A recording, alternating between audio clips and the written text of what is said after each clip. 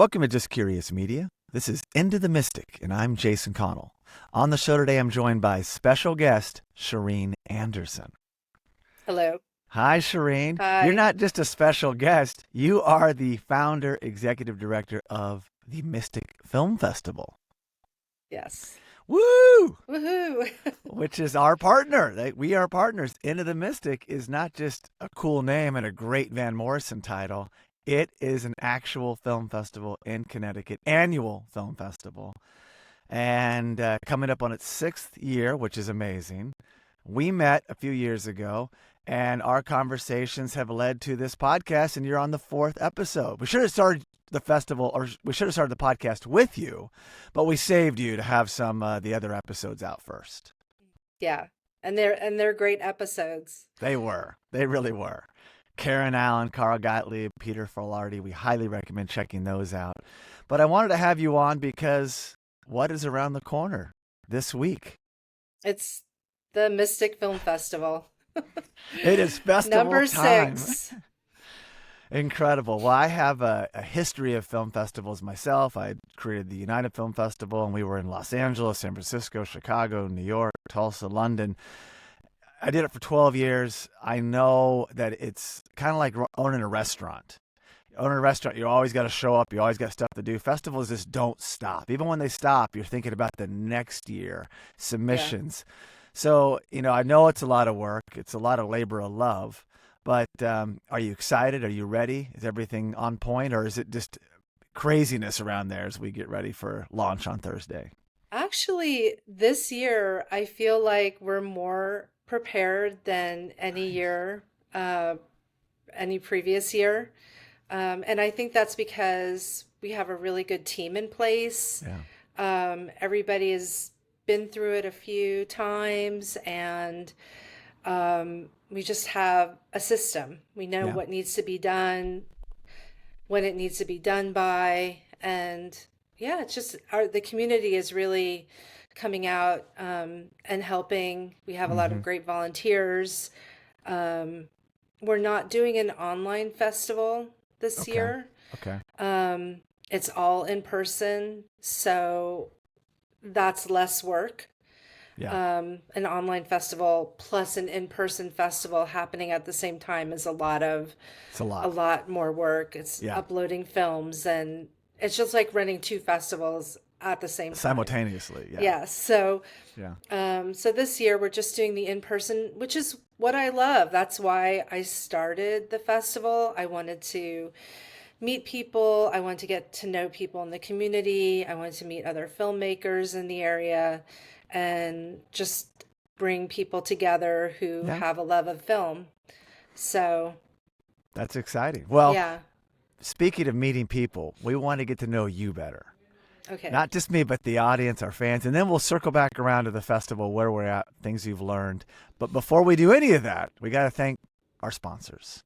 Our Yes. 2 prime sponsors who we're super happy to work with. Because one really cool thing about the Mistick Film Festival, it's about community. My festivals were in these bigger cities, and that was the tricky part, to stand out from the pack. Well, you've created this thing in a seaside town that's all about arts, and it's just really kind of tight knit. And we have 2 great sponsors here I want to give a shout out and show their logo at the same time. But the Old Mystic Village, celebrating its 50th anniversary, which is crazy, an incredible spot in Mistick. And you please check out their website at oldmysticvillage.com. Now, the spelling's a little bit different for whatever reason. It's not the Mystic how it sounds for the city. It's OLDE, Old, MISTICK, Mystic, a little bit more whimsical version, Village, VILLAGE.com. Shareen, the festival does take place here at the Old Mystic Village, and so Right. you love this place. Yeah, absolutely. I mean, it's the Mystic Luxury Cinemas is located at Old Mystic Village, so really from the beginning of the festival, we've been at Old Mystic Village. And It's great it's a theater. lovely place for movies and shopping and restaurants and pubs. Mm-hmm. So it's a really nice location for people who are just visiting Mystic or coming to our film festival. Yeah. Lots to do there. And the Aquarium, which I'll give a shout out to, the Mistick Aquarium, is, I don't know if it's considered part of the village, but it's just connected. It's just adjacent to it. And this thing is humongous, the Mistick Aquarium. Check them out at mysticaquarium.org. Seems like every time I go by there, it's growing. They have new exhibits. This is like a legit top aquarium in the country, I would say. Yeah. And they do research, and they have a research center, the Milne Ocean Research Center. Yeah. And this year they're letting us use their space for our workshops and panels. Yeah. So we're excited about that. I'm very excited because I'm actually doing a workshop panel, which is super great, about documentary and podcasting production, some things I know a little bit about. So super excited for that. Well, that's a shout out to them. Couldn't have a festivals without sponsors and volunteers, as you said, and a great team. But let's delve into the background of Shareen. So I know some of this stuff, but I learned some stuff as I was looking you up on IMDb. So you graduated from St. Petersburg State University in Russia. In Russia. That's awesome. And you have an MA in Russian language and literature. Yes. So we could switch over to Russian if we needed to during the podcast. Yes. You can just leave me behind and just go with it. Well, that's incredible. Wait, where were you born? I was born in California. This makes, okay. I don't have a Russian background. My mom is Armenian, but she was born in the States. And my dad, he was American as they come. But I had an interest in language and literature. And so I studied French. But when I was in my late teens, I went to the Soviet Union for spring break, actually. That was a different time, too, right? Yeah. Like the Soviet Union back then. Yeah, it was the Iron Curtain, and it was pre-Gorbachev.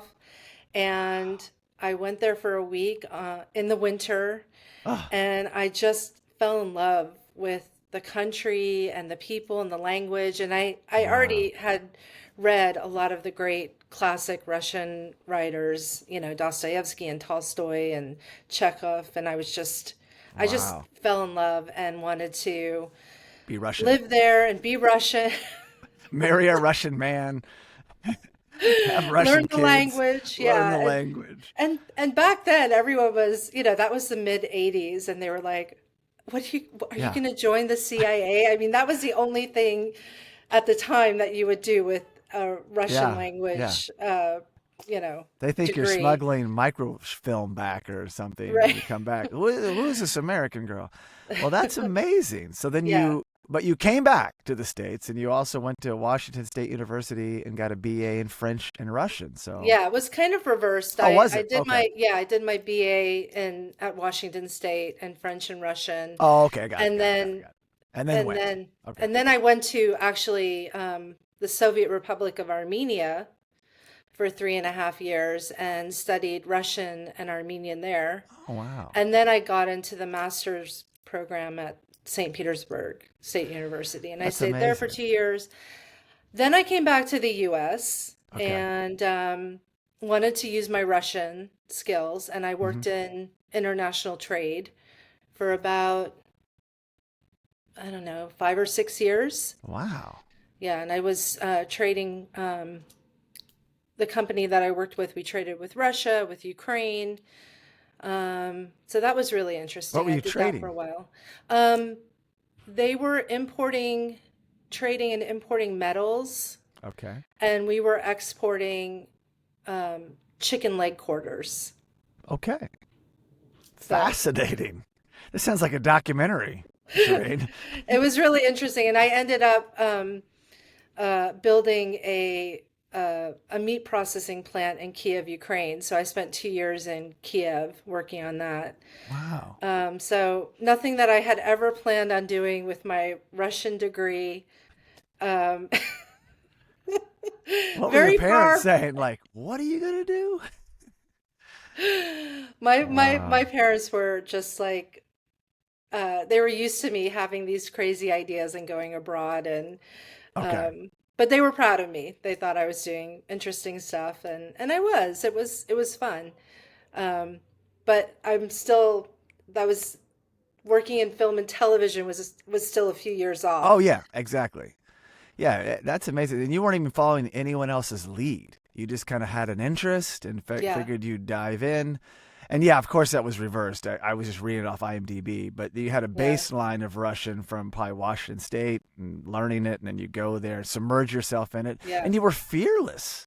yeah. Like, I that's mean, it kind of was, amazing.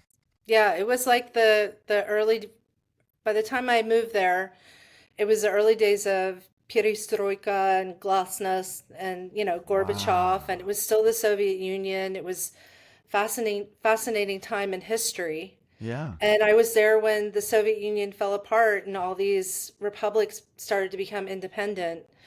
Um, Wow. and so it's sad to see what's happening right now in Right. Ukraine and Armenia as well.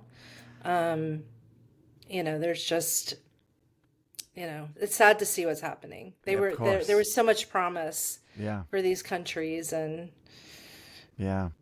Well, even in the 80s, even the Cold War, you were probably more sympathetic to the Russian side, like for both sides. oh yeah, I mean everyone was excited to become independent countries. Yeah. The Soviet Union was basically dead and over.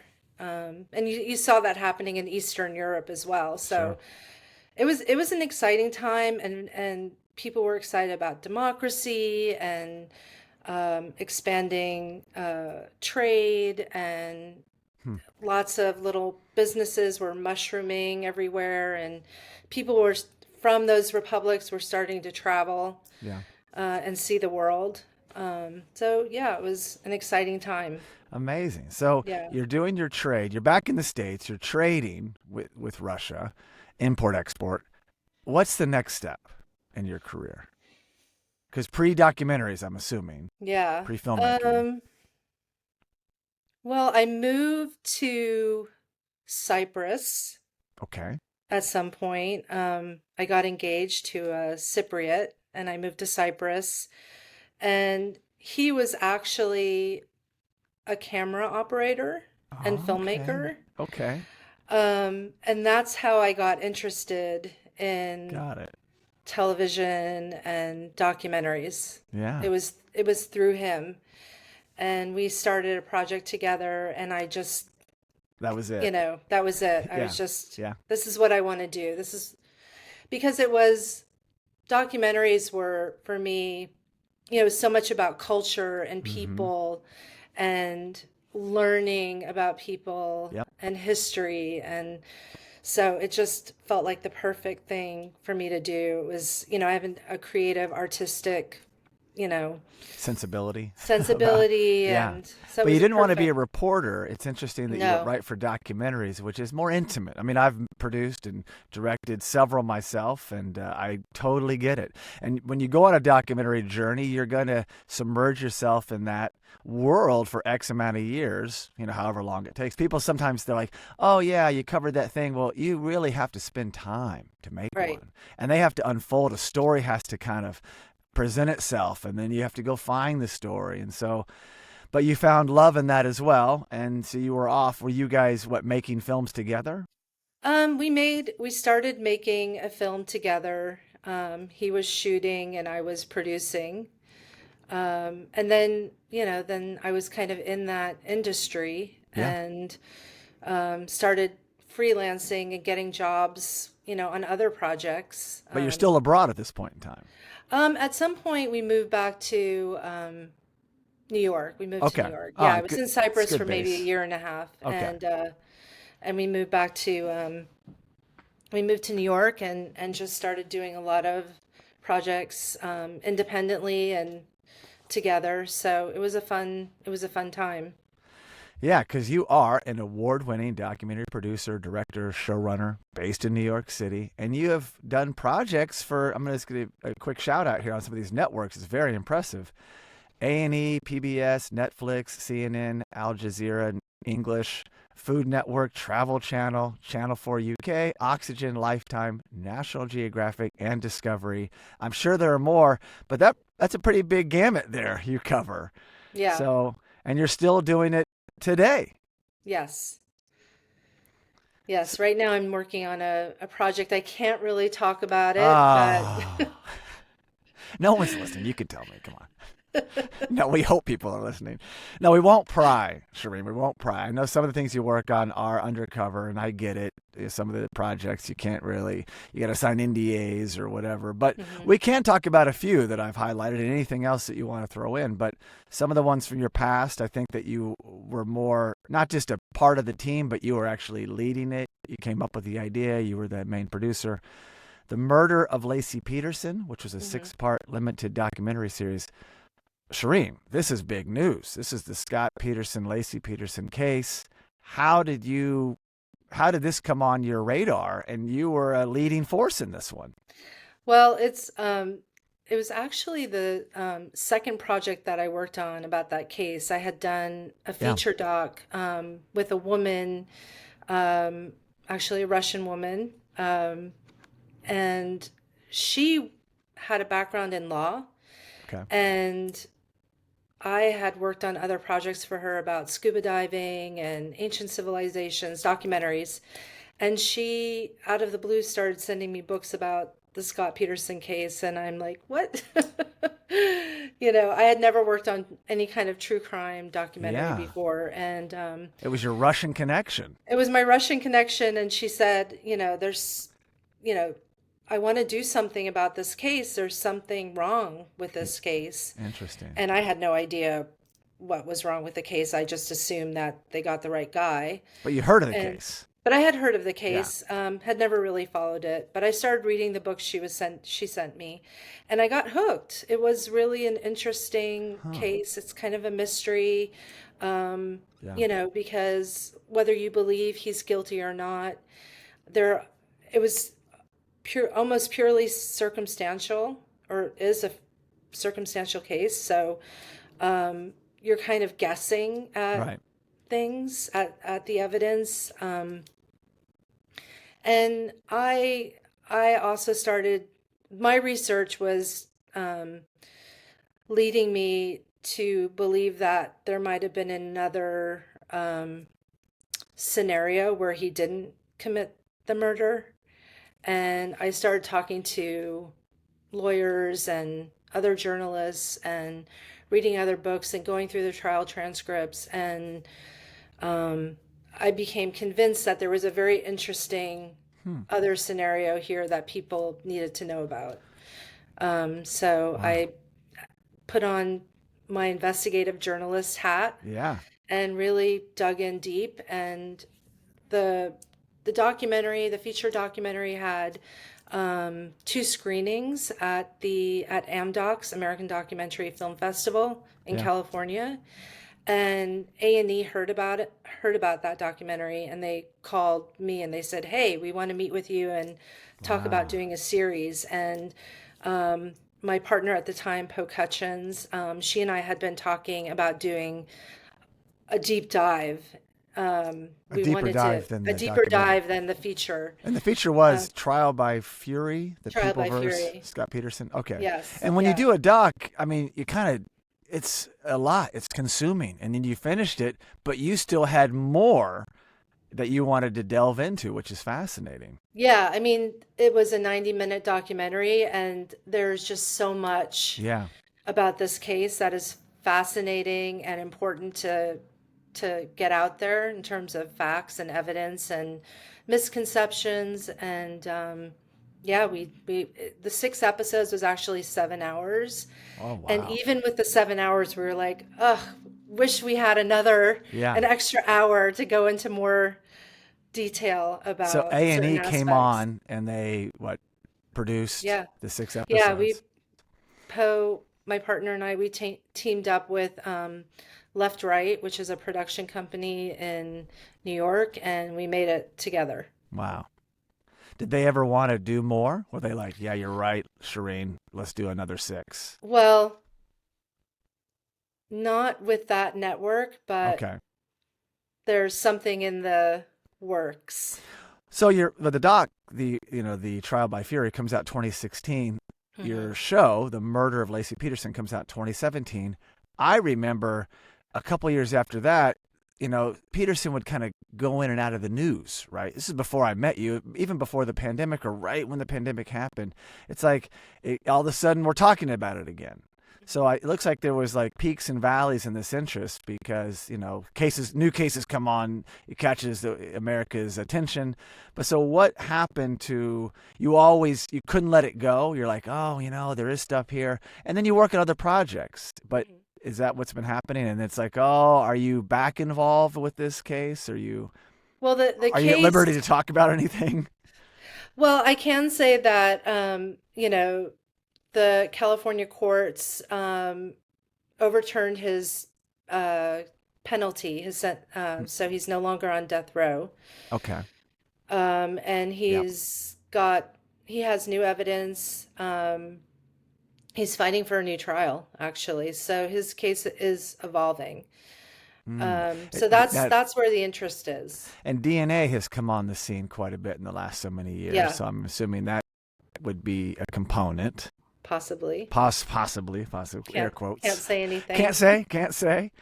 Well, that's really fascinating. So, as you've done this deep dive and you learn new stuff, how do you, as a documentarian, stay objective? Because you might start believing things and pivot your own thinking, and it may impact, what you're presenting. Are you still open? Are you like, no, he's definitely innocent, and I'm going to prove that, or you know what I mean?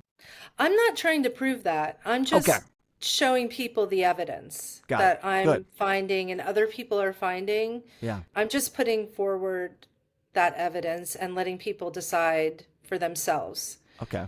Yeah, I'm not taking a position. The only position I took was um, there is something wrong with the conviction. There's Okay. something wrong with the case.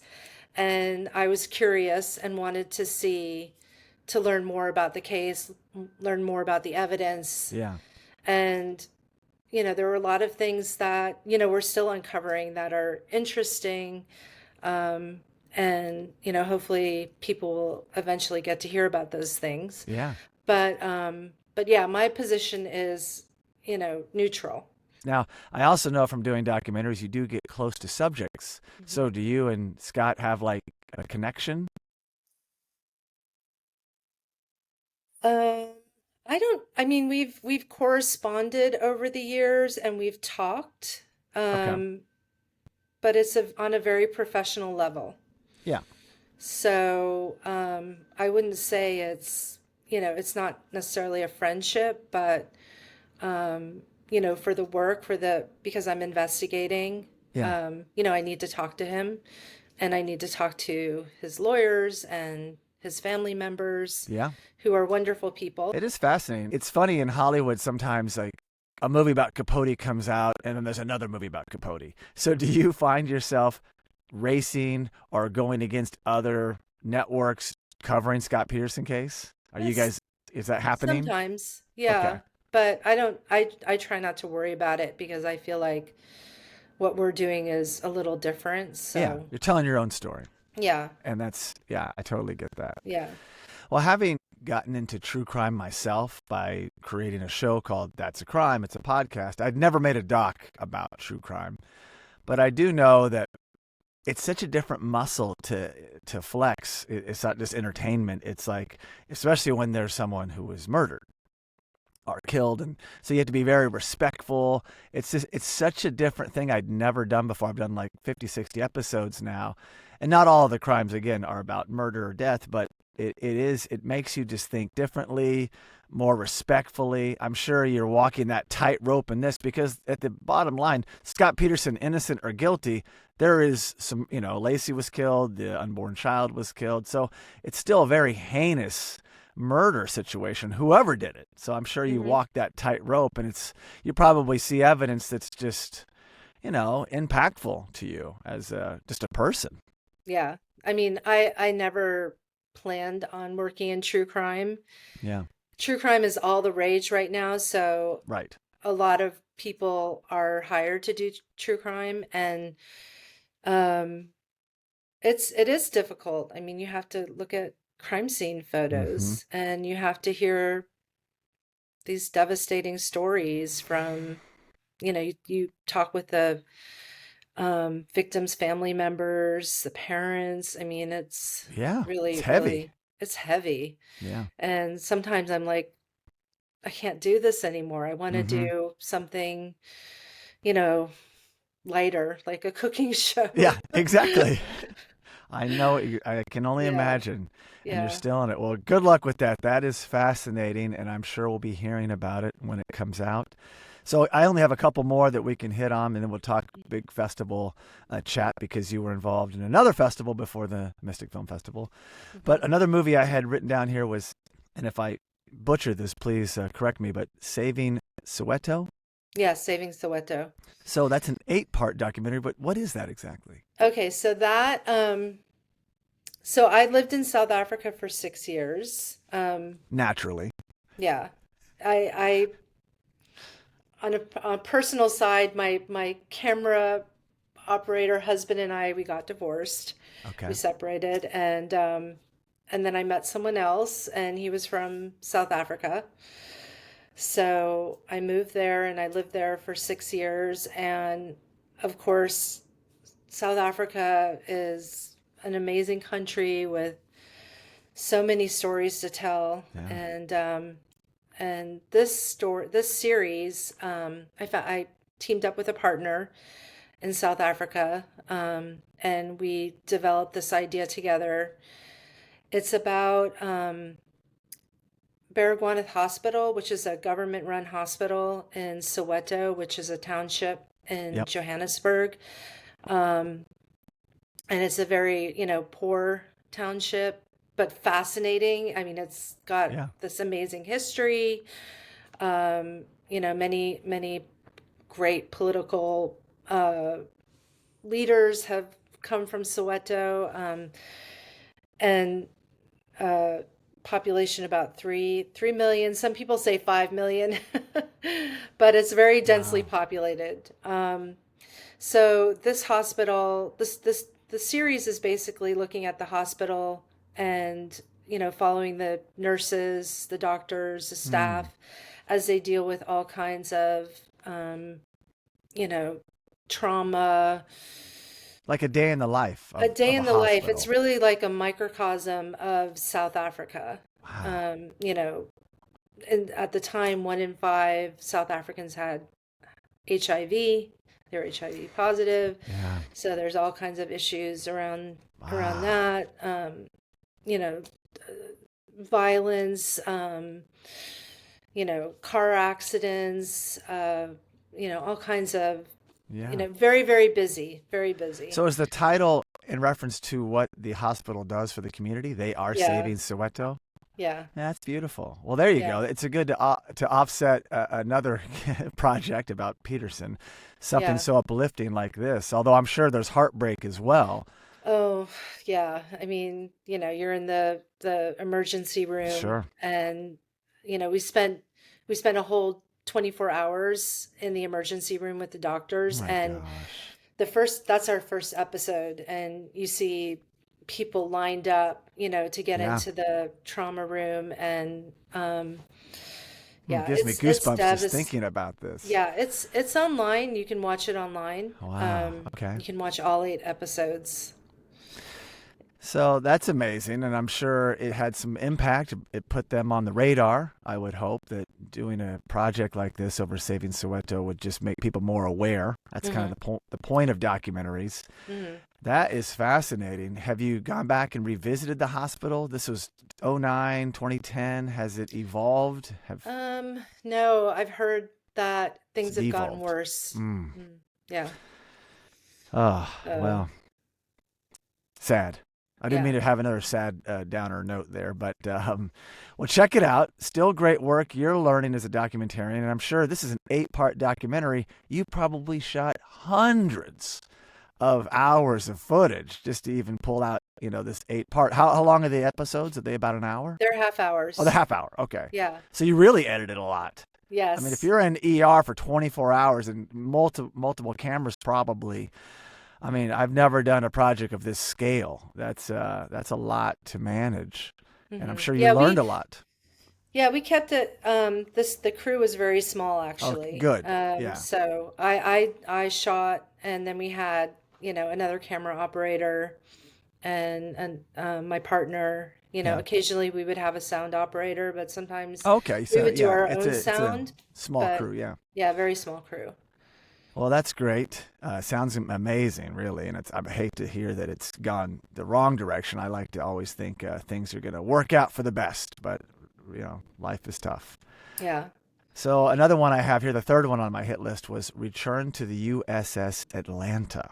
hmm Now, why was this on your highlight reel for IMDb? What made this project extra special? Um, well, this was I was hired to direct Okay. and produce, and we went to the Solomon Islands to film this. So it's basically, the USS Atlanta was one of, many ships that went down during World War II, in the Pacific Yeah. theater, during the Battle of Guadalcanal. And okay, hold on, I'm having a moment. Oh, I it's okay. wasn't. Yeah. I think I mentioned earlier that I worked on a lot of scuba diving Yep. documentaries with this Russian woman, and this was one that she was producing. Okay. And so the diving team actually, it wasn't an easy scuba dive. The shipwreck, I think, was located around 173 meters deep. So that is a very, very technical dive, Okay. and it's very deep. And they're not just going down there and then turning back up. The idea was to go down and explore a little bit. And we had an underwater camera that was filming at those depths. Yeah. It's got to be So, dangerous with a ship and all the uncertainties down oh there. yeah, I mean, I yeah. I can't mean, even imagine. yes, they did several. It wasn't all done in one day. We did Sure. several dives. Um, but we were also telling the story of the people who were on the ship. Right. So we actually found veterans that were On on the that ship. ship. Yeah. Oh, wow. Mm, Um, that's powerful. and yeah, it's really a powerful story. Like to have them retell what Yeah. I mean, they happened. were there. They They were were right there. there. And I'm sure it's Yeah. emotional for them. I'm assuming you don't bring them out there. You're just interviewing them somewhere No, else we didn't bring them, but we actually brought the footage that we had shot of the and USS showed them. Atlanta Yeah. and showed them that footage, and it was a really powerful Sure. moment, very emotional. Yeah. Yeah. And we were very lucky to, the timing was actually just right, because I think about 4 or 5 months later, one of the veterans passed away. Mhm. So we were able to get his story, Wow. really just in time. And um, another fellow, he actually had a few more left. He had a few more years left in him. Yeah. So he was able to see the finished Oh, film, and I wow. think he even went to. Wow. I think we had it at a film festival, and he was able to go to the film festival and see it. So, I mean, but they were in their 90s by the time we interviewed them. So we were Yeah. very lucky that we were able to, meet them and interview them for the movie. Yeah, I read that 172 men lost their lives. hmm So during the destruction, as it sank, I'm assuming, is that right? Yeah, they had to scuttle it Okay. because Man. of the circumstances. Yeah. Wow, that's pretty intense. And again, you're Russian coming into play, building Yeah. this bond with this other producer, and you're going on these interesting. And it sounds like Shareen's like, I'm game. Like I'm game with that. I'm game with that. We're exploring. Let's go. Yeah, Yeah. you could have worked for Nat Geo, just being, making docs in house and just sending you all over the world. But I guess you pick and choose. I'm assuming you say no to some projects. And Um, I, usually I'm game. Like, the only reason why I might say no is because I'm you have too many working on things something going else. on. Yeah. Yeah. Well, Yeah. that's exciting. I like to try different types of things. I know some producers are like true crime producers, or they're environmental, Yeah. they focus on the environment or wildlife or cooking, Yeah. but I like to try it all. I have a wide interest, and keeps me, it feeds my curiosity Yeah. about people in the world. And the name of my company is Just Curious Media, so I'm right there Right. with you. I'm fascinated by other people's stories.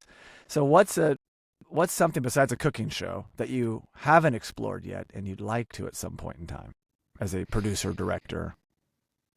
Um, Like outer space? Do you want to go there? You want to follow Musk or Bezos to the moon?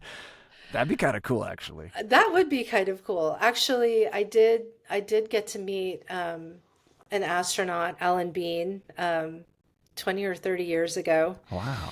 um, and hear his stories. But I have a few projects in the works. One is about it's an environmental thriller. Whoa. Um, Okay. A documentary. it would be a doc. Yeah, it's a Okay. documentary, and I can't really talk about it right now, but it does have to do with the fires in California. Yeah. Okay. So there's a story that I'm very interested in and pursuing. Okay. I have to try and raise money and get There's that. uh, Yeah. a network Well, your on track board. record's good, Shareen. So, good luck with that. I'm Thank you. excited to hear more about it. And yes, I lived in LA for a long time, dealt with the fires. Thank goodness not too close, but close enough where you couldn't breathe some days you went outside during the Malibu fires. I was really Hmm. close to that. And they're scary. And what Yeah, just happened in Hawaii and right. when you're in these regions that it can happen, it's really something to fear. When it doesn't Hmm. rain for 9 or 10 months and then Yeah, boom, it can just light up. So, well, that yeah. that should be fascinating. We could probably just talk all day on your documentaries. In fact, I should probably have you on the Let's Talk Movies podcast some point in time, and we will do that. But let's bring it back to festivals. And here we go. So you're doing these interesting projects. You've done more. There's a lot more. Unless you want to talk about any other one that I was just picking a few out. Anything else that you wanted to bring up before we transitioned? Well, another film that I made, it was my first feature documentary that I Okay. directed, and it's called Chadens in Search of My Armenian Poet. Oh, wow. Okay. And Chadens was an Armenian poet back in uh, the early 20th century. I wrote my master's thesis about him when I was at St. Wow. Petersburg State University, and I was just obsessed with his life. Okay. Um, what he lived through. He lived through World War One and the Armenian Mm. genocide and World War Two and all the upheaval with the Armenia becoming a Soviet republic, and then of course Stalinism. Yeah. He became a victim of the Stalin terror. He was murdered um, in Mm. prison In by, prison. Yeah, I'm reading yeah, that now. yeah, Wow. um, Mysteriously killed in a yes, Stalinist prison in 1937. yeah. Wow. So I did a feature documentary about his work and his life, and it was a real passion project. I just, you know, spent Yeah. 5 years making That's what you it. do. I mean, that's longer than most, but that's what you do. You have to love your subject. You have to have passion because you got to get up every day and just think, do I still like this? You don't just, Yeah, go in halfway. yeah. Was there old footage of him? There were Just photographs. photos. Yeah. Yeah, lots Okay. of photos. So I have it on. It did the film festival Yeah. circuit, Right. and then I put it on YouTube Okay. eventually. So now you can just go to my YouTube channel and watch it if you're So say your YouTube interested. channel so we can all know. Um, Fort Greene Filmworks. Fort Greene Filmworks. You could also just Yeah, type in Shareen Anderson, and hopefully yeah, that would help you search and find it. So yeah. that comes out in 2009. Sounds fascinating. Hmm. And then, in the midst of still working, and probably you're all over the world, but you co founded the annual Josie Film Festival in Johannesburg, South Africa in 2011, and you were the director, the festival director, up until 2015. So, here you are making these types of films, and like, oh, what was the genesis, or like, oh, I need to do this. I need to make a festival, and I need to do one here in Hmm. Johannesburg. Like, what was going on in your Well, mind? so back then, I was still living in Johannesburg, obviously, and my partner and I and another person from the community that I lived in, um, we were just we were making films and creating, but there was no outlet, Right. to show these films locally. Yeah. There was no like mainstream film festival in Johannesburg. Interesting. So we thought let's start a film festival and How bring hard people can it be? together. How hard can it be? Come on. And we had, there were three of us. We all had our strengths, Yeah. and we just rolled up our sleeves and made it happen. And Hmm. the first year was great. Wow. Yeah, Really? we had coverage by the local press, and we had a good range Wow. of local films and a few international films. And people were really, really excited because, like I said, there was nothing like it in Johannesburg, which is a major African city. It's like 8 million people, Yeah. and It's it's a huge. very creative city. And no one was Um, doing this. and nobody had anything that was kind of mainstream and, Interesting. had documentaries Yeah. and feature films and really showcased local Right. work by local How South many days African. was the festival? I think it was 4 days. Okay. It's kind of similar to what I'm Thursday doing through now with, Sunday. yeah, Thursday through Sunday. We had our opening night on Thursday night, and One theater? Or were um, you all I over? think in the beginning it was no, we had a couple different venues. Wow. Look We at you had a movie guys. theater, like an indie Yeah. movie theater called the Bioscope, actually. It's in downtown Johannesburg, and they're still in operation. It's in a great part of this city. And so they were on board to be That's involved. huge. Partners are huge. Yes. So you need it. And what is Josie? I'm just not familiar with Johannesburg. So Yeah, Josie is kind of a playful way of the locals call Johannesburg Josie. got it. Okay, I thought Yeah, it might be slang. So the yeah, Josie Film Festival, and yeah, plus it cuts down on the syllables. So good yeah, job there. yeah. And so you loved the first year, although you also learned a lot because it's like, oh, we had to get submissions and tickets and people and logistics. I'm sure it was your learning ground for what would come later. Oh my gosh, yeah. That's when you realize it's like making a movie, though. It's like, oh yeah, there's that, there's this. Even when you're done, you're not done. You got to submit to festivals, you got to get distributors. So Yeah, you and you, you're putting on an you event. put it on an So event. Yeah. you don't want to screw up. You know, No. you want people to be happy. You want happy customers Yeah. at the end of the day. Like you want your filmmakers to be happy. You want the audience members to be happy. You want Your the partners to uh, be happy. partners to be happy. Yeah, Everyone needs to be it's happy. a balancing act for sure. Because Yeah. your programming, you could get everything right, and your programming could miss, and people are like, so that's key. But At the end of the day, like you want your filmmakers to be happy. You want the audience members to be happy. You want your the partners to uh, be happy. partners to be happy. Yeah, Everyone needs to be it's happy. a balancing act for sure. Because Yeah. your programming, you could get everything right, and your programming could miss, and people are like, so that's key. But then Yeah. you need people. You could have great movies and nobody comes. So it is just Yeah. so hard to manage all of that. And I It's very know hard. I speak, because I know from experience. But so you do the first year. It's a success. So Hmm. immediately you're like, that's it. We're doing 2012 and 2013. Like you knew this wasn't a one-off. You wanted to build something in Josie Yeah. that would be sustainable. And people were supporting us. Filmmakers were ecstatic, That's great. and we found a few sponsors. I by the time the second one happened, I had moved back to New York, so Okay. I was Okay. helping remotely. You were doing remote before the I was world doing was going remote. remote. Look at you. You're such a trendsetter, Shareen. Let's get this thing called Zoom. Let's do that. And remember, it's funny when Zoom got real big. What happened to Skype?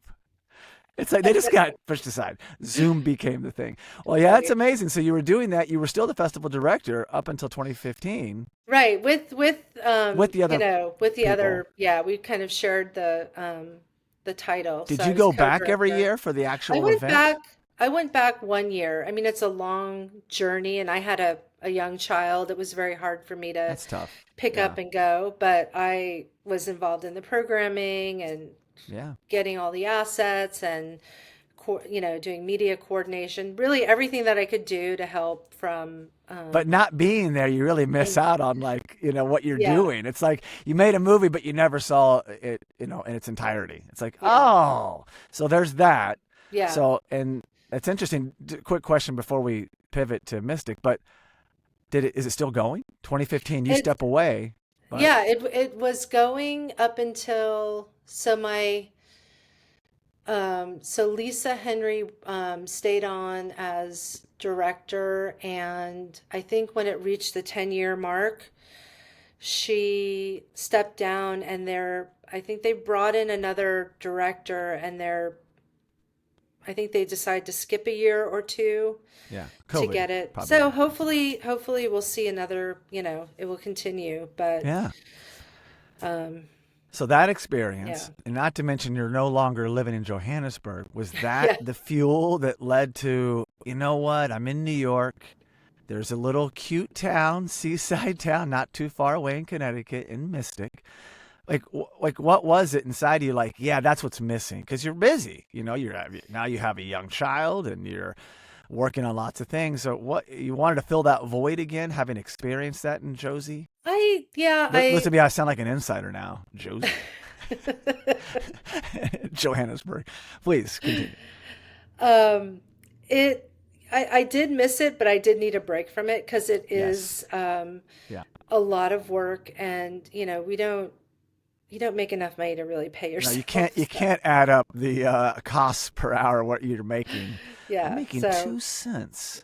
No, I know. I'm paying. I'm actually paying to work on this. I exactly. understand. Yeah. So you needed a break. I needed Okay. a break, and I didn't actually have any intention to work on or create another film festival. Okay. Um, but my husband and I, we wanted to get a second home. We wanted to have a place to go to on the weekends and holidays. We live in New York City, Hmm. in a small apartment, so we were like, we need a backyard, we need space, and I always loved Connecticut. My mom lived in Connecticut for 10 years, in Westport.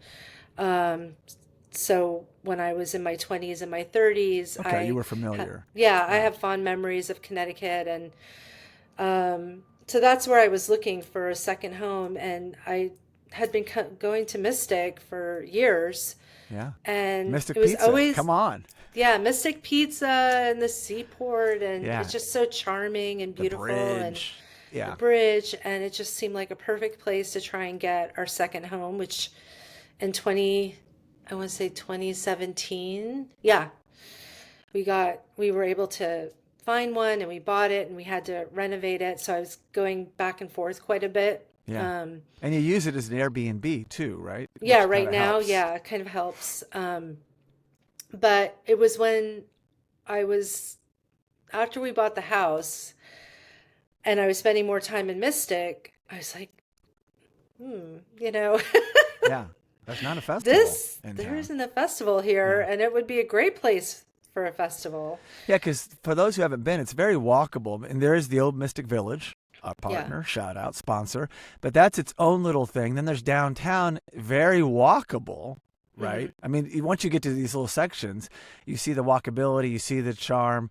And so, yeah, I'm with you. It's like it needs that component, and you Hmm. filled the void. Maybe there was a festival at some point in time, but there wasn't one in 2016, 2017 when you were Yeah. there and you landed. Yeah.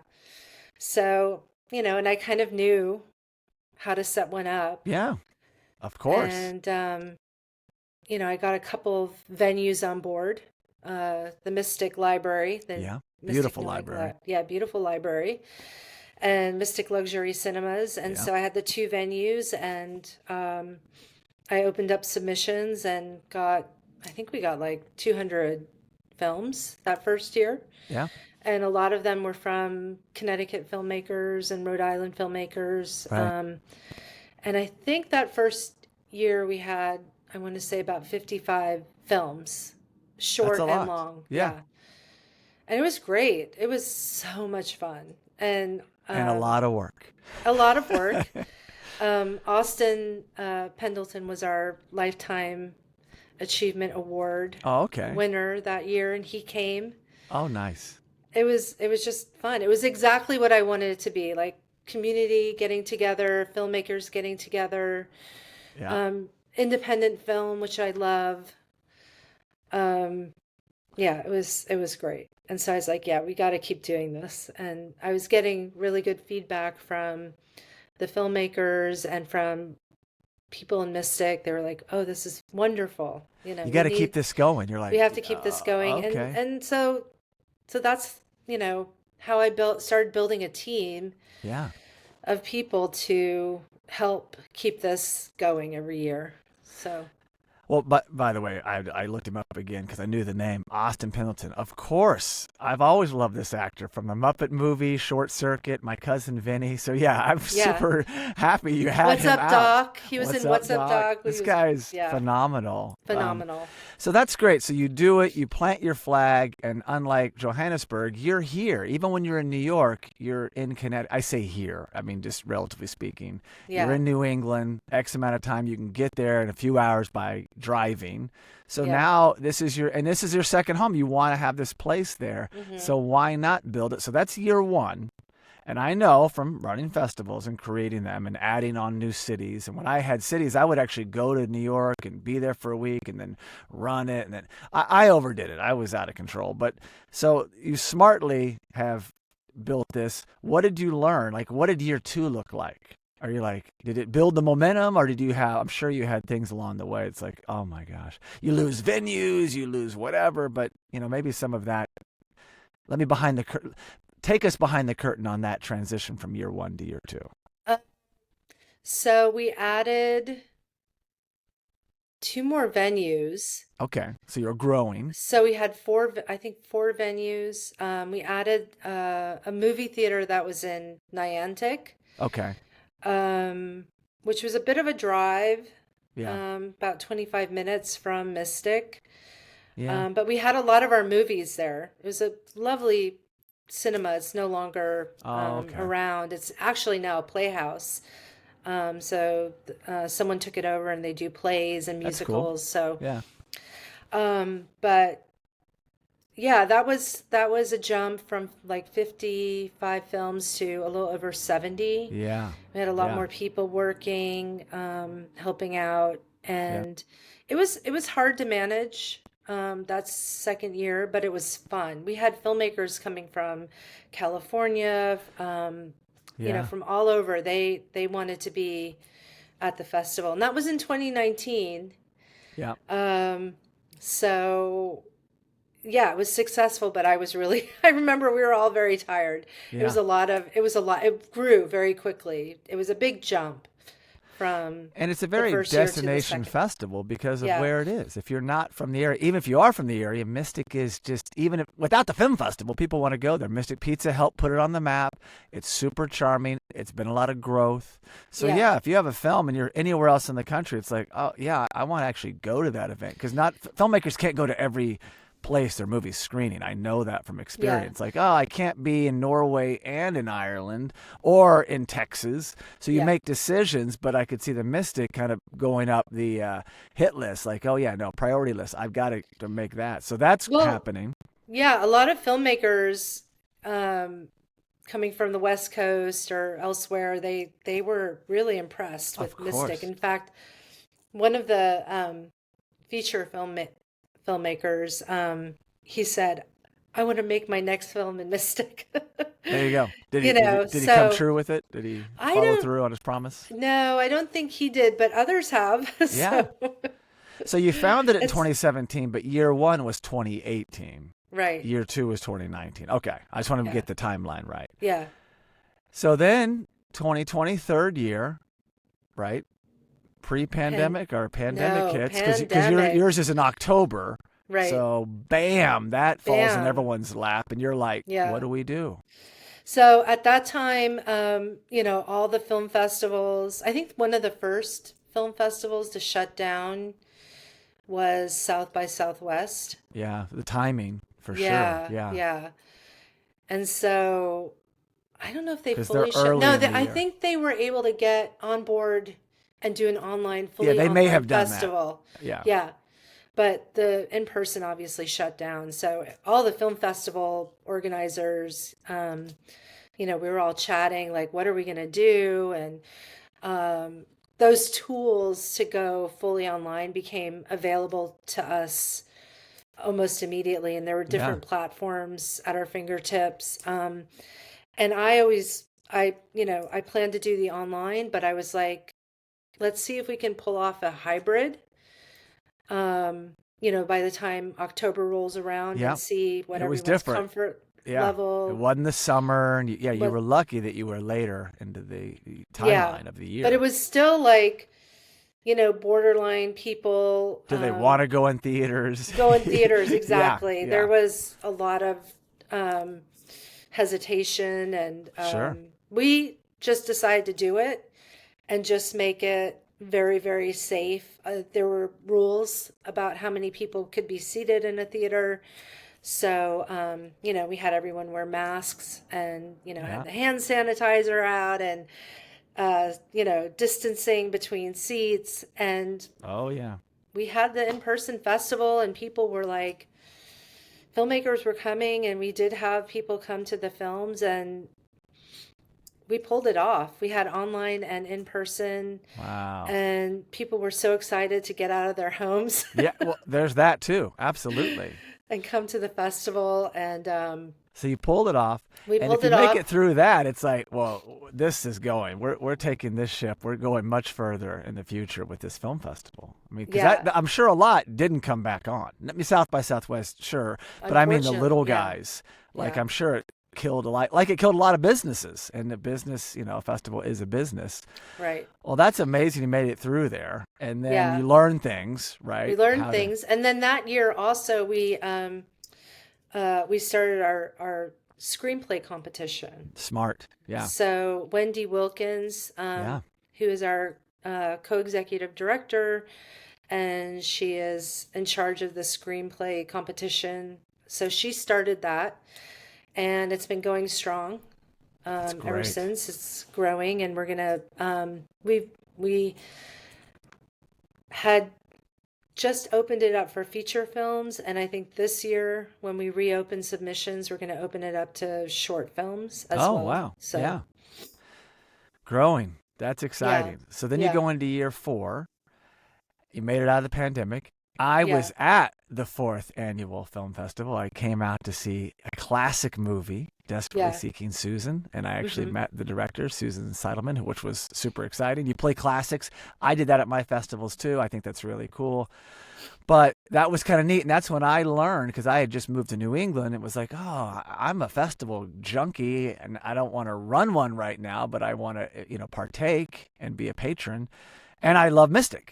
So it's kind of funny. I'm like your core, your target audience. So I came down and saw that in person. But year 4, you were spread out. You had it looks like lots of different venues. Was that your Yeah. biggest year at that point in time? Yeah, I think we had 6 venues. Yeah, that's a lot. That might be a few too many, but anyway. Yeah, I think we had over 90 films too. My We gosh. weren't online that year. Okay. We wanted to try and do more events. Yeah. I think for the most part, it was really successful. I think what we learned that year, though, is, 6 venues is too many. It's hard to manage. It's hard. And, Yeah. that, and having that many films is also difficult. Yeah, a lot of And- filmmakers, a Yeah. lot of logistics. Yeah, totally get it. And if a venue is not set up to play cinema, it's even trickier. You got to bring in Right. your own gear. You got to be relying on things. And then Yes. the staff is untrained. So, and like you Yes. said earlier, the community's key. your team, your core team is essential, but volunteers are also so vital to a film festival. And when you're Right. having 6 different locations, and I'm assuming some of these are spread out like 30 minutes Yes. away, and it's like, hey, have you seen Susie? Westerly, Rhode Yeah. Island. Oh, yeah. So I get it. Like it's only that far, but when you're talking about a festival, everything's just, it's tough. It amplifies things. Yeah. So then the 5th year comes up. Last year, I was more involved. It was so exciting to be there. I had a panel, a workshop. I also helped at the awards. I was like emceeing the awards with you and Wendy. So much fun. Met so many people because I'm new to New England, and a festival is also a chance to meet people from the community, also people coming in to experience it as filmmakers. So it's like a big party. It's like a summer camp. You know, and your festival's usually 4 days, so it's just like bam, bam, bam, bam, bam, and then it's over, and you're like, oh my gosh, I met this person and that person. I have a friend here. So it really is just intoxicating that way. And every night there's lots of venues, but then you usually have some sort of reception or party, and that way people can gather together, which I think is really important too. Because, if you're just spread out, you never all get together and have that sense of communion. But year 5 was amazing, and it seems like you learned a lot from the past to get there. I thought it was a total success. The venues were great. But now we're on just right around the corner. This is the week of the film festival. And I don't want to date this podcast too much because you might hear this in a month and go, oh, I missed it. Well, knowing you, this is going to go for as long as it can. And even if you stepped away, ideally this would continue on. Not to say that you will, but just like the Josie Film Festival. You're setting this up for the community at some point in time. It's sustainable. Right. Yeah. And that's exciting. But this year, I'm assuming, I know how it is too. You kind of want to, every year, you just want to let's do a little bit more. So what's in store this year that makes the 6th annual Mistick Film Festival like the best? Well, actually, we're doing a little bit less. Less is more. We thought. Shareen? Less is manageable. Yeah, exactly. But less doesn't mean it's worse. People can take in more. If you have too many things, too many options, you're competing with yourself. Right. So please tell me. There's always that, but there's always that. Yeah. But we have every night we have an event, whether it's opening night or the awards ceremony. We have a filmmakers industry cocktail event, which is always fun. That happens on Friday night. Nice. We have great movies. From a lot of them were made in Connecticut or Rhode Island. Yeah. But we have some international films as well, which I'm really excited about. Yeah. One of them is Inshallah, a Boy, which was made in Jordan. Wow. And it was at Cannes Film Festival last year. So we're very, very excited about that. Great acquisition there. Good job. Yeah, Good job. Another film that we're very excited about is the Joan Baez documentary. Oh, yeah. I Am a Noise. Yeah. It was just released in theaters, and so we have it for our film festival. It will be opening in Connecticut, basically, or our region. We're opening that film. That's another great film that people should check out. We have lots of narrative shorts and documentaries, so something for everyone. Definitely. You're loaded. I'm looking at the lineup now, not to mention I'm in that workshop at the Mistick Aquarium Sunday from noon to 2 p.m. with Alec Aston. We're going to have a great time delving into documentary and podcasting production. And to toot our own horn, we're going to be recording that workshop and turning it into a podcast of its own. So come out if you want to be on Q&A. Very interactive. And that's what I love about it. You're educating people. You're playing movies. The panels are amazing. You have other great people coming out. And I forgot to bring this up earlier, but last year, the movie that won so many awards, that you recruited, we at least have to mention it here, please. Yeah. Mention the movie and the filmmaker and what's going on with that movie now. So that movie is Americazzi. Beautiful. Written and directed by Michael Gorgian. He's an Emmy-winning actor. Yep. He's also in the film. He plays the lead role. that film was made in Armenia, and it's this year's it's Armenia's official selection for the Academy Awards. Woo! That's Yes. amazing. And it's been in theaters all around the country the last month or so. Yeah. And it keeps getting extended by the movie houses because it's just been so popular. And it's coming out on Apple TV and Amazon, I think October 24th. Okay. So Wow. yeah, just great things for that film and that filmmaker, and Yeah. everyone loved that film. It was opening film last year. Yeah. And it was amazing. It really harkened back to Life is Beautiful. Just kind of Yeah. the tone of it deals with prison, but it's lighter and it's captivating, and you get into this character, Yeah. which is also him. He is the lead actor in this movie.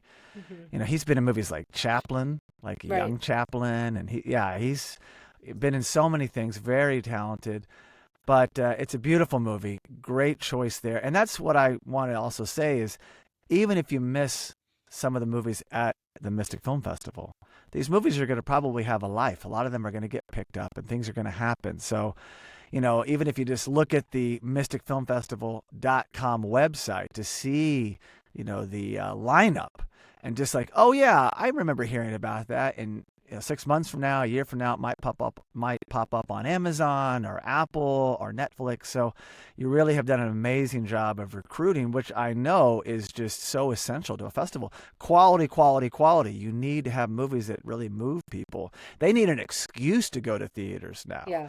Right? They've gotten too comfortable. All of us have. Like, well, I could just stream this series and I have this. And so you've got to have the quality there. And then you got to make it more of an event. And you definitely do that. You have a lot of the filmmakers coming out for Q&As. So you get behind the scenes. You can go talk to them. You could say, oh my gosh, I was moved by this. I have a question on that.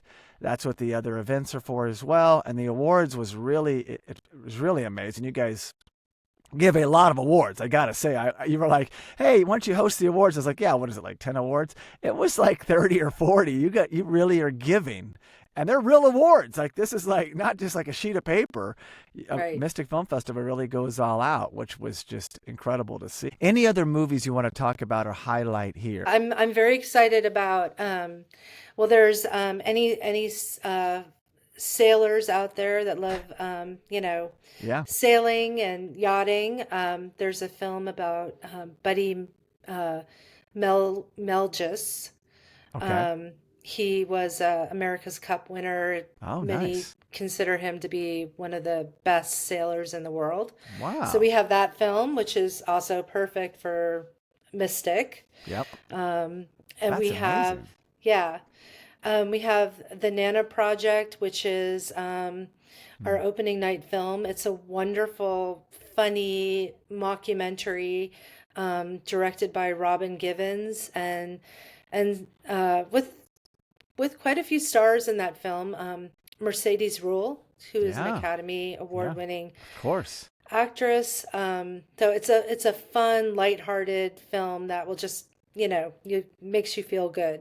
Oh, that's great. And we have some heavy films. Let me think about the heavy films.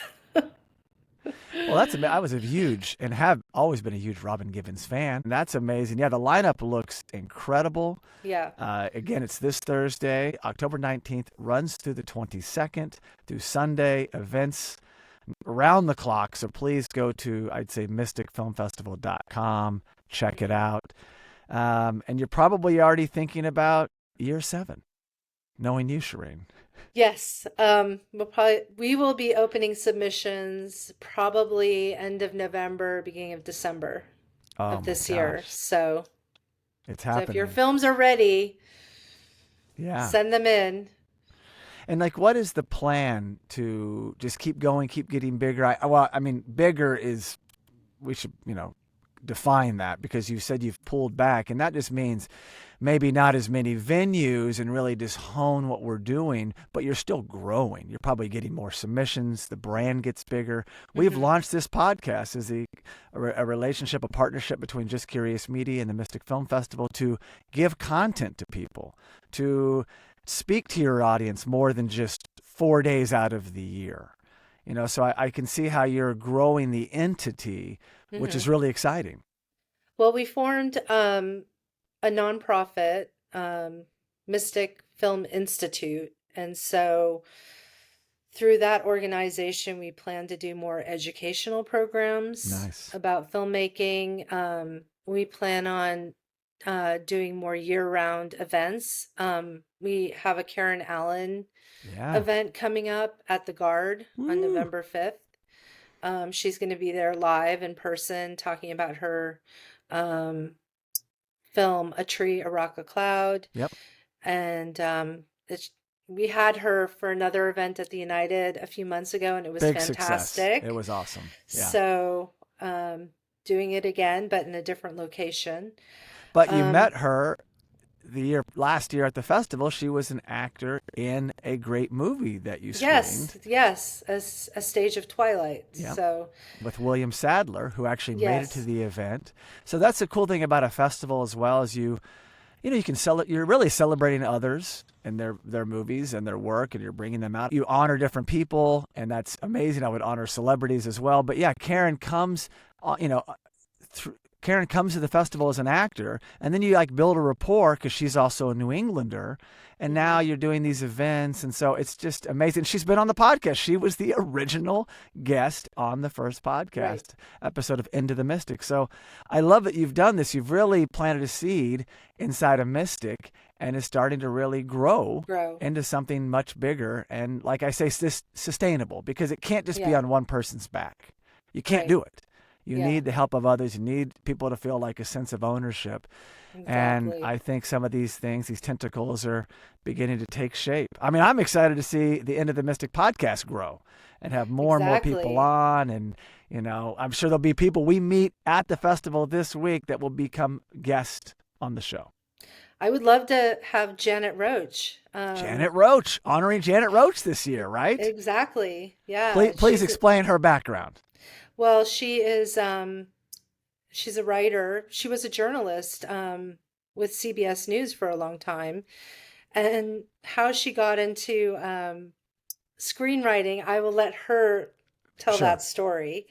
But she was one of the writers of Prizzi's Honor. Prizzi's Honor.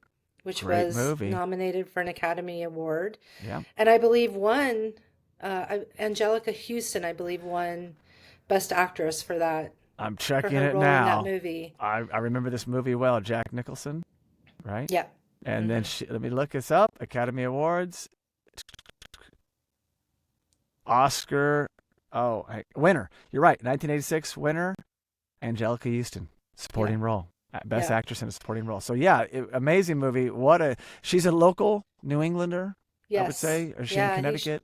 Yeah, she is. And she teaches screenwriting. In fact, she's going to be teaching 2 screenwriting workshops at the festival this year. Amazing. So we're really excited to have her doing that. So. Well, Shareen, this has been so much fun. Per usual, we go long on the End of the Mystic podcast. We do these deep dives. I thought we just talk about the festival. It's like, no, we want to get to know you more. And I think that's, you started this. You're the founder, executive director. And there can't be, and unfortunately, there should be more, but there can't be that many film festivals created by a woman who is just building this thing massively. It's your second film festival that you've done. Not to say women can't do it. I just haven't met a lot of women founders, and I'm assuming this trend's going to continue. And you've really got something great. You and Wendy, both co-executive directing. You have the Institute now. You've got me on the podcast. I'm working for it. So you have a great team. And I like everyone, love everyone I've met. And we should give shout outs. Jennifer, Deidre, Alec. There's just so many. Yeah, so many. And I want to give a shout out to our sponsors again, because they make this show possible. But we have the Old Mystic Village, home of the Mistick Luxury Cinemas, which is going to house so many of the films. Not all of them, but it's like a beacon of the festival. And then right around the corner from them is the Mistick Aquarium, which is going to now be a home for our workshops because last year it was at the Seaport. So I love that it's here and a chance to, actually pay the extra ticket and go take in the aquarium as a whole. I've heard it's amazing. I'm going to do it this week. I have to go and be a patron there. Any final thoughts, Shareen? Anything to leave our audience with? I think, the main thing is, support your local film festivals, support your local movie theaters and local filmmakers, because, without audiences, without your support, it's really, hard. And, communities need the arts and artists, and the artists need the community as well. So, yeah, I agree. Well, thank you, Shareen, for all your hard work. We're super excited. I'm excited to be in person in a few days. Bear with me. I'm just going to do a quick sign off, and then we'll both get off. Okay. So thank you so much for listening, and please be sure to subscribe to the Into the Mystic podcast. You can also really help us by giving this show a 5-star rating on Apple Podcast. We also highly recommend visiting mysticfilmfestival.com as well as justcuriousmedia.com. Thanks so much.